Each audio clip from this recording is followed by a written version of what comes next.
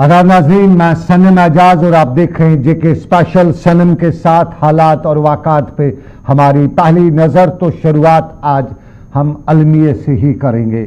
जम्मू कश्मीर में सरकार करप्शन के खिलाफ बड़ी कार्रवाई का ऐलान करती आई है।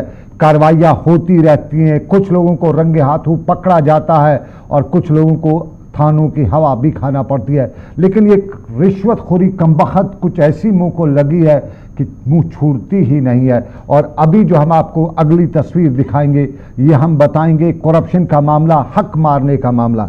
और इस मामले में अगर किसी सरकार का, किसी कंपनी का कोई कुछ मामला, हक वगैरह मारा जाता, करप्शन होता, तो आदमी किसी हद तक बर्दाश्त कर ही लेता है। लेकिन गरीब का हक मारना और उस पर फिर ये भी कि उसको दर बदर की ठोकरें खाने पे मजबूर करना और उसके बाद खून के आंसू रुलाना, ये बहुत कम ही क्या बर्दाश्त हो पाता है।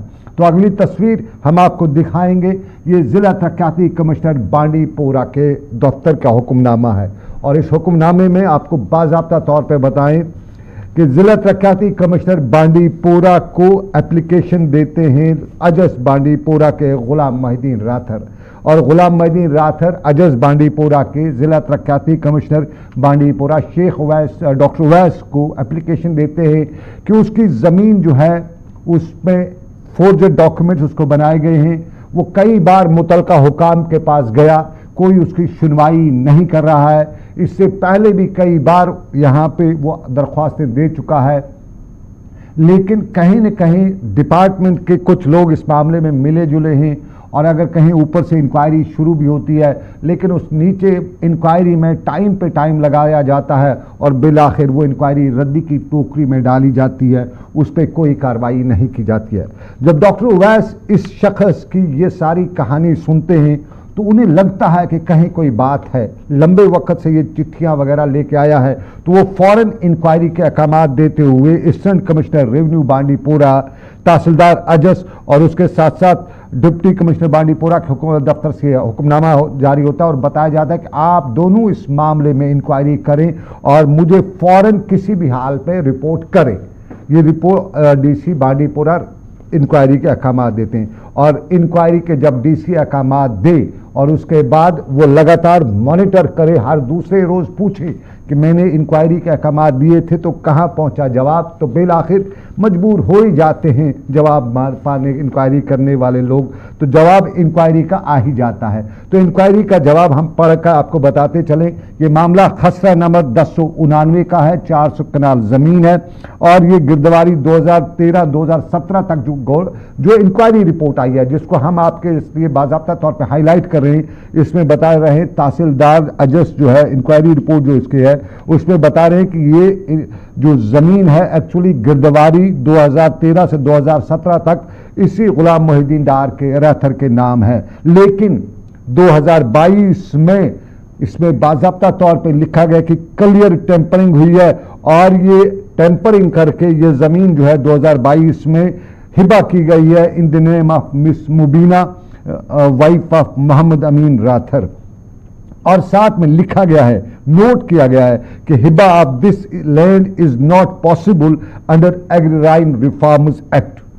और यहाँ पे बताया जाता है कि ये पटवारी हल्का जो है उसकी मिली भगत, उसके साथ साथ नाम किसी और का नहीं या किसी और का नहीं, उनके साथ ये जो जिला तरक्याती कमिश्नर को रिपोर्ट दी गई है, इंक्वायरी रिपोर्ट, बाज़ाब्ता तौर पे तहसीलदार बता रहे हैं कि इसमें हिबा जो होना नहीं था, ज़मीन किसी और के नाम थी, किसी और के नाम की गई है और क्लियर टेम्परिंग की गई है।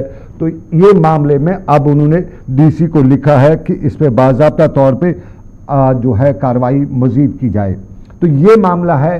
अब पटवारी और उसके साथ जो दूसरे लोग मिले होंगे, उन्होंने ये सारी टेम्परिंग अकेले तो की नहीं होगी, उनको साथ में लिया होगा, जो सीनियर्स होंगे, जो साथ में जूनियर्स होंगे, उनको साथ में लिया होगा। और फिर बिना मतलब के पटवारी किसी की टेम्परिंग करे, क्यों करेगा? उसको पता है कि कुछ है तो कुछ मतलब है। मुबीना जो वाइफ ऑफ मोहम्मद अमीन राथर आरवाजस हैं, उसने या तो नकदी दिया है या कुछ और रिश्तेदारी है, तो इसी रिश्तेदारी के बाद ये सब कुछ हुआ है। ये है करप्शन का मामला।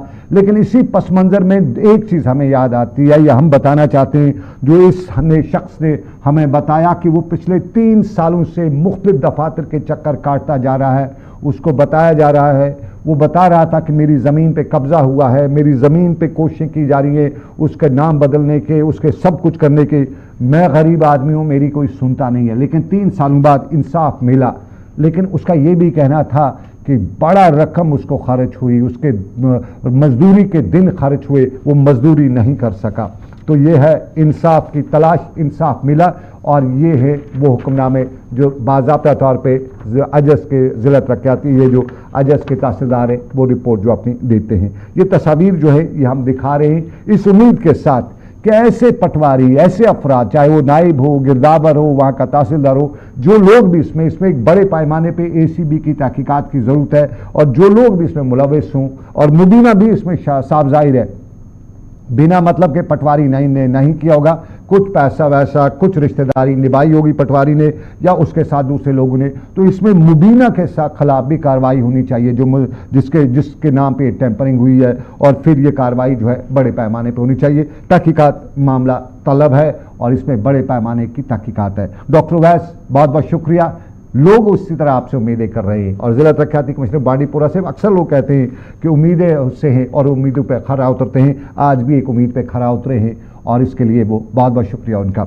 लेकिन आपको नाज़रीन बताएं कश्मीर और कश्मीर के हालात में अब दूसरी खबर जो दिलदोज़ खबर है, और ये श्रीनगर के नारबल इलाके की खबर है। मैदान में क्रिकेट बच्चे खेल रहे थे। 23 साला फिरदौस अहमद भी नारबल का यहाँ क्रिकेट खेल रहा था। बॉलर ने बॉल की, फिरदौस बैटिंग कर रहा था, सीधी उसकी छाती में जाके बॉल लगी।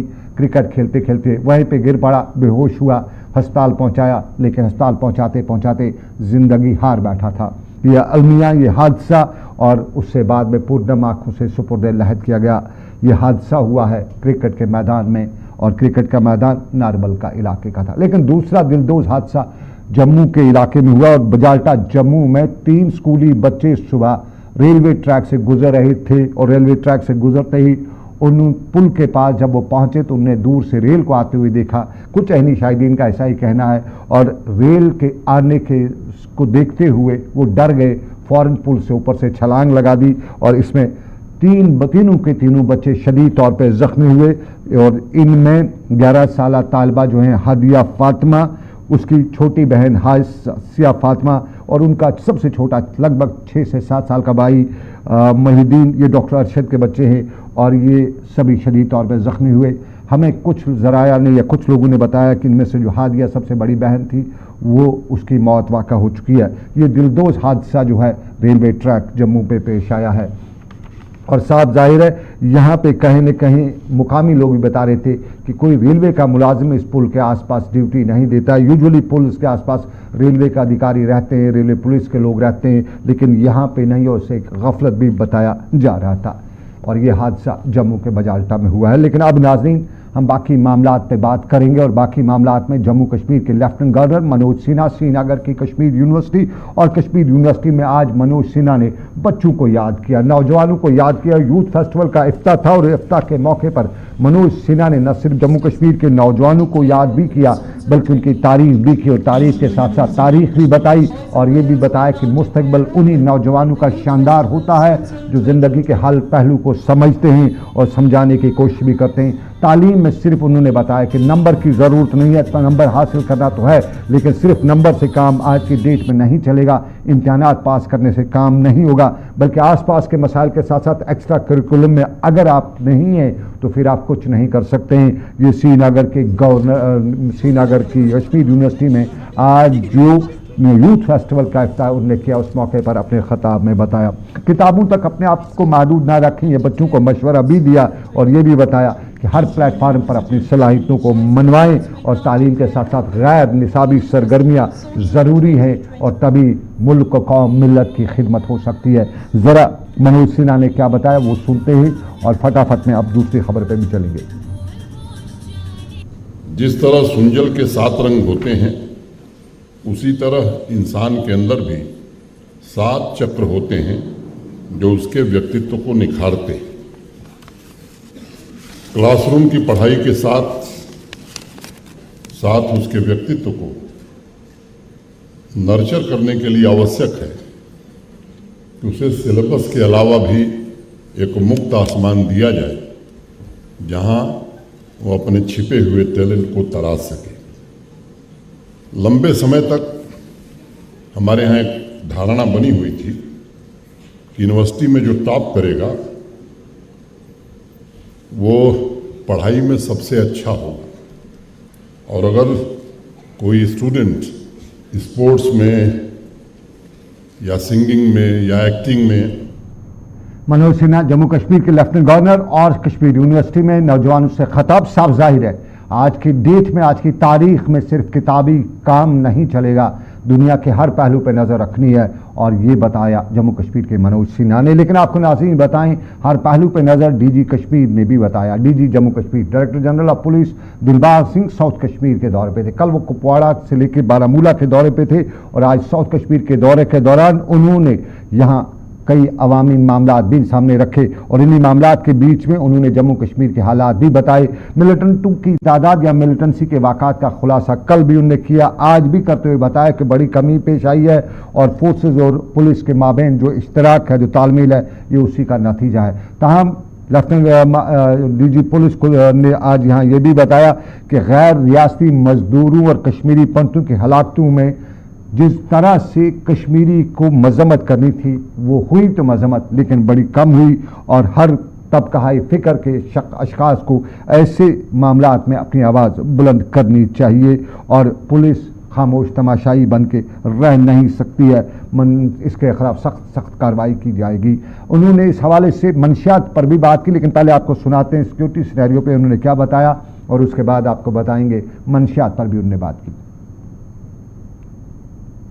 हम लोगों को ये देखना है कि अगर हम लोग अपना समाजी जो हमारे रिश्ते हैं, अपना भाईचारा है, अपनी जो आर्थिक कार्रवाइयां हैं, इकोनॉमिक एक्टिविटीज है जिसमें कंस्ट्रक्शन के काम हैं, बाग बगीचे के काम हैं, उसमें अगर हमें बाहर से मजदूर की ज़रूरत है तो हमें उस मजदूर को जहां पर सिक्योर सेफ रखना भी हमारी जिम्मेवारी है।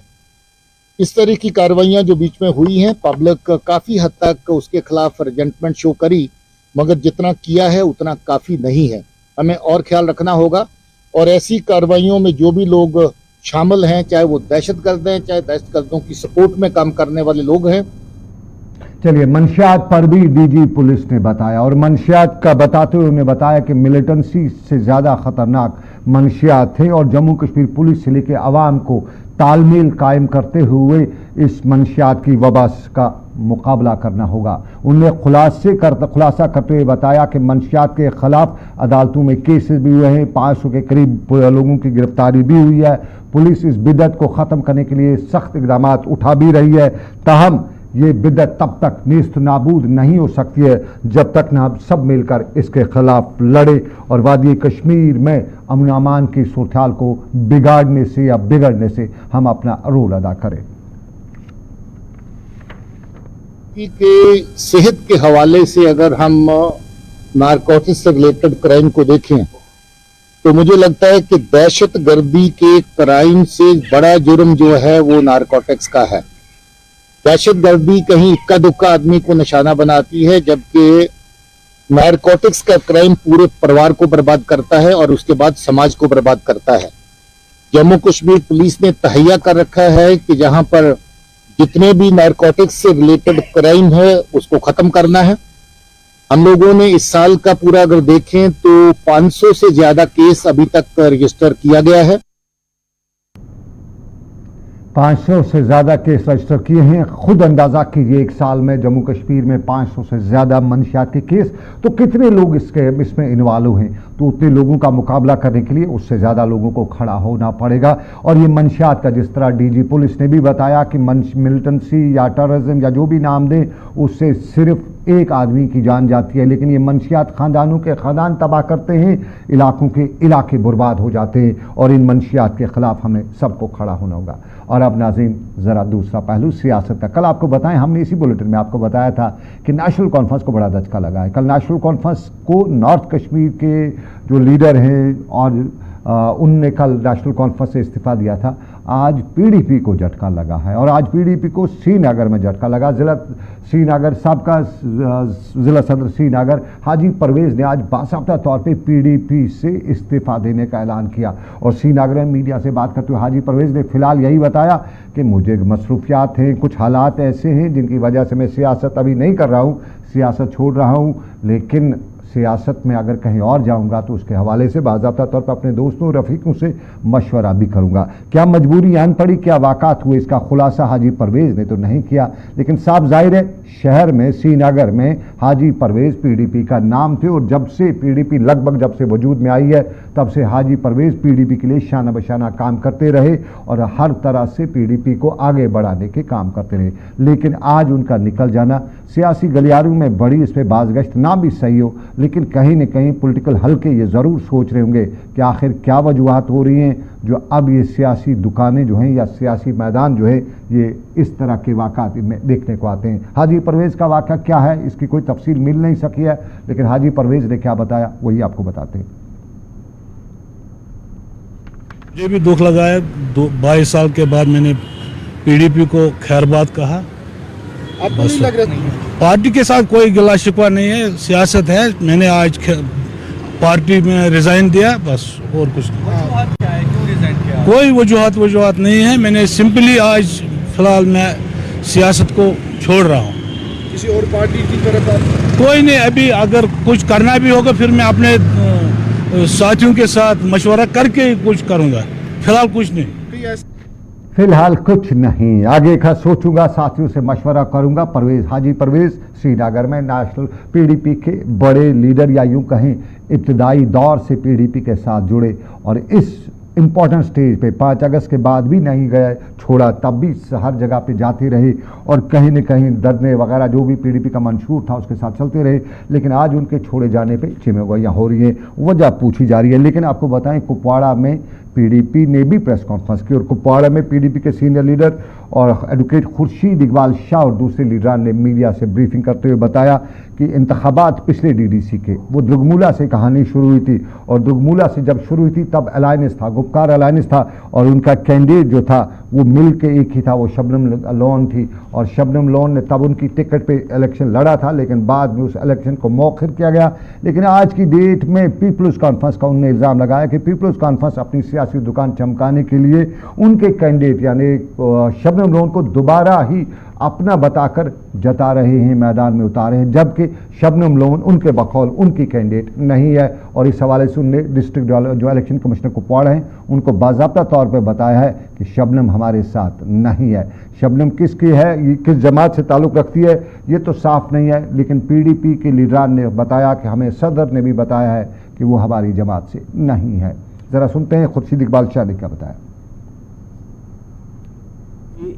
डीडीसी कैंडिडेट जो हमारी आज 2 साल पहले द्रुगमुला डीडीसी कॉन्स्टिट्यूंसी के लिए नामजद हुई थी, जिनका नाम शबनम बिलाल लोन, तो वाइफ ऑफ बिलाल लोन, उस टाइम ये सीट पीएजीडी की तरफ से बिल्कुल हातमी तौर ये फैसला हुआ था कि पीएजीडी अलायंस के ताबिया होकर ये इलेक्शन लड़ा जाए। और जब ये इलेक्शन पीएजीडी के तहत लड़ना था तो पीएजीडी की तरफ से ये सीट पीपल्स डेमोक्रेटिक पार्टी के हवाले कर दी गई और यही वजह है कि उस टाइम की पीडीपी की तरफ से जो हमारा सिंबल है कि कलम दवात इनको दे दिया गया। तो नेशनल कॉन्फ्रेंस की तरफ से कोई भी कैंडिडेट कंटेस्ट करने के नहीं ले आया, क्योंकि वजूहात बहुत रहे जिस लिहाज। चलिए, ये कुपवाड़ा के और कुपवाड़ा में पीडीपी की आज की प्रेस कॉन्फ्रेंस। लेकिन पुलवामा में भी पीडीपी के सीनियर लीडर बारी इंदिराबी ने आज वर्करान के साथ मीटिंग करने के दौरान पीडीपी को ज़मीनी सतह पे मजबूत बनाने के हवाले से इक़दाम उठाने पर जोर भी दिया। ये भी बताया कि आने वाले इंतखाबात होते हैं या नहीं होते हैं, वो कब होते हैं उस पर तो बाद में बात की जाएगी, लेकिन पार्टी को ज़मीनी सतह पर मजबूत करने की ज़रूरत है। और बारी इंदिराबी ने बताया कि लोगों के मसाइल हैं और इन मसाइल में पोलिटिकल गवर्नमेंट ही सारी मामला सुलझा सकती है और सुलझाने के लिए वो सारी जो ज़रूरत है वो इस वक्त कहीं दूर दूर तक नज़र नहीं आ रही है। देखिए, जहाँ तक आप ग्राउंड की बात करते हैं, हम जहाँ भी जाते हैं, चाहे हमारी मीटिंग होती है या हम ज़ाती महफिलों में बैठते हैं, तो एक ही ख्वाहिश है लोगों की है, वो चाहते हैं यहाँ एक अवामी हुकूमत बने। और चलिए, अवामी हुकूमत हो ये सब चाहते हैं कश्मीर में, ऐसा ही बारिंद्रा भी बता रहे थे। लेकिन आपको नाजरीन बताएं, अवामी हुकूमत हो तो उनसे पूछा जाता है, लेकिन ब्यूरोक्रेट से कौन पूछे, और अगर पूछने की बात भी की जाती है तो जवाब भी नहीं मिलता है। कई मिसालें हैं, हमारे सामने भी हैं, पब्लिक भी ऐसे कोई दोहराती है, वरना ये लोग आज सड़क पे नहीं होते अगर ब्यूरोक्रेसी जवाब देती। ये चाडूरा बडगाम का इलाका है और बडगाम के इलाके में बिजली का बहरान है। ये बहरान सिर्फ चाडूरा में नहीं है, वादी कश्मीर के हर तरफ से ही बिजली के बहरान की खबरें आ रही हैं। और दीनदयाल उपाध्याय स्कीम के तहत जम्मू कश्मीर की सरकार दावा करती है कि सारे खंभे बदले गए हैं, हर जगह पे बिजली पहुंचाई गई है, लेकिन ये तस्वीर खुद बताती है कि दीनदयाल उपाध्याय स्कीम में कागजी तौर पे कितना हुआ है और ज़मीनी सतह पे तारे और खंभे क्या बता रही है। ये चाडूरा की तस्वीर है, लेकिन हम कुलगाम की अगली तस्वीर आपको दिखाएंगे, जहां अपनी पार्टी के लीडरान मजीद पडरू की सरबराही में आज सड़क पे उतरे हुए थे। अगली तस्वीर हम आपको कुलगाम की दिखाते हैं, और ये चाडूरा की तस्वीर है, कुलगाम की ये तस्वीर है। और मजीद पडर साहब का वजीर और अपनी पार्टी के लीडर आज नारेबाजी करते हुए सड़क पे उतरे हुए थे, और सड़क पे उतरते हुए बिजली महकमे के खिलाफ नारेबाजी करे थे। एमडी से लेके डीएम जितने भी बिजली महकमे के अफसरान हैं, उनके खिलाफ इल्ज़ामात आयद करते हुए बता रहे थे कि जब से यहाँ बिजली के निज़ाम में ऊपर के अफसरान बदले हैं तब से ज़मीनी हालात ख़राब हुए हैं, और ये ऊपर के अफसरान कौन हैं ये वो सब लोग जानते भी हैं। और ये भी बताया जा रहा था कि कहीं न कहीं अवाम को यरगमाल बनाया जा रहा है और बिजली के नाम पर अवाम को परेशान किया जाता है। ज़रा फटाफट में मजीद पाटर को भी सुनते हैं, वो क्या बता रहे थे। लोग बहुत तंग आ चुके हैं। नंबर एक, बिजली कट से लोग तंग आ चुके हैं, और दूसरी बड़ी बात जो है, यहाँ के तकरीबन 80% लोग बीपीएल जुमरे में आते हैं, और अगर उनको बीपीएल राशन कार्ड अगर गवर्नमेंट ने आइडेंटिफाई किया है उनको बीपीएल, तो क्या रीजन है कि बिजली कारपोरेशन को इन पर नजर नहीं है, वो इनसे 950 रुपए फीस लेते हैं। ब्लॉक दिवस की बात भी करें। ब्लॉक दिवस पंचायत का बवम पहलू, जिस दौरान आवाम और सरकार के दरमियान जो एतमाद है उसको बहाल करने की कोशिश की जा रही है, और ये ब्लॉक दिवस वादी कश्मीर से लेकर जम्मू तक पिछले काफ़ी दिनों से मनाए जा रहे हैं। और ब्लॉक दिवस की ये तस्वीर जो है अछबल अनंतनाग की है, जहाँ डाक बंगलों में आज ब्लॉक दिवस मनाया गया, और यहाँ पर एडिशनल डिप्टी कमिश्नर अनंतनाग गुलजार अहमद मेहमान खसूसी के बतौर मौजूद रहे, और यहाँ पर अपने अपने इलाके के मसाइल भी उजागर किए गए। पंचों सरपंचों ने भी आवाम और सरकार के बीच में एतमाद की कमी को अभी रोना रोया और मसाइल इलाके के भी बताए। और दूसरी तस्वीर आपको बताएंगे, दूसरी तस्वीर हमारी आ रही है, ये बांडीपोरा ब्लॉक दिवस की है, और बांडीपोरा में जिला तरक्याती कमिश्नर डॉक्टर ओवैस की सरबराही में आज ब्लॉक दिवस मनाया गया। और इस ब्लॉक दिवस के दौरान इलाके के मुख्तलिफ ब्लॉकों के पंच, सरपंच, अवामी नुमाइंदे, डीडीसी, बीडीसी सब मौजूद रहे, और इस दौरान अवाम के मामलात सुने गए, सुनाए गए और सुलझाने की बात भी की गई।